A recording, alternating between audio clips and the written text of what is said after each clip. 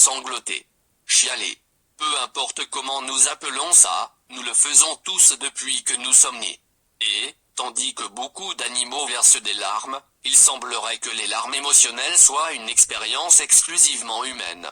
Les larmes sont nécessaires pour que l'œil reste humide et elles contiennent des protéines et d'autres substances qui maintiennent l'œil sain et permettent de combattre les infections, affirme Michael Trimble, l'auteur de Pourquoi les humains aiment pleurer, publié dans la revue scientifique américaine. Les humains pleurent pour diverses raisons, mais pleurer pour des raisons émotionnelles et pleurer en réaction à des expériences esthétiques sont propres à l'humain. Et quand ce sont des larmes de joie ou de tristesse, des moments qui nous laissent la gorge nouée peuvent en dire beaucoup sur nous-mêmes.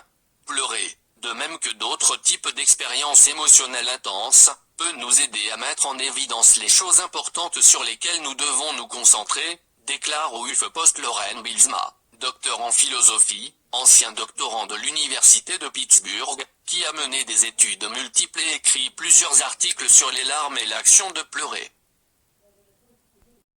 Il n'y a pas qu'un seul type de larmes. Toutes les larmes ne sont pas fabriquées de la même façon.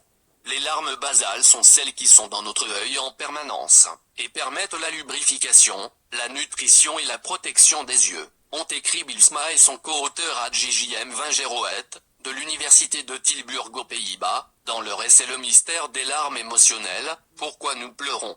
Le second type de larmes, appelé les larmes réflexes, se forme pour protéger les yeux des agents irritants tels que le vent, la fumée ou les oignons.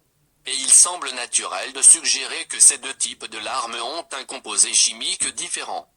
Le troisième type de larmes comprend celles avec lesquelles nous sommes le plus familiers, celles que l'on verse après une dispute avec un partenaire ou après un film poignant, les larmes émotionnelles. Une étude des années 1980 démontrait que les larmes émotionnelles semblaient contenir plus de protéines que les autres types de larmes. Mais il n'y a pas eu de preuves scientifiques probantes. Du côté des évolutionnistes, certains scientifiques suggèrent que les humains pleurent pour signaler leur détresse, mais sans faire de bruit, tel un glapissement. On peut imaginer qu'il y aurait une pression de sélection pour développer un système de signaux qui ne ferait pas savoir aux prédateurs que l'on est vulnérable, a déclaré Randy Cornelius, un psychologue de l'université Vassar College, à la radio NPR. Alors que les comportements humains se développent avec le temps, explique Bilsma, ils commencent souvent par s'attaquer à plus d'un objectif. Une autre raison pour laquelle les humains pleurent, dit-elle, est de signaler qu'il y a un problème ou de demander du réconfort autour de nous. Pleurer est un moyen d'obtenir du soutien de la part des autres pendant les moments de détresse, affirme-t-elle. Les enfants pleurent pour attirer l'attention de leurs parents, tandis qu'un adulte peut pleurer pour s'attirer la compassion d'un ami ou de l'être aimé. Cela peut aussi mener à une résolution de conflits plus rapide au cœur d'une dispute.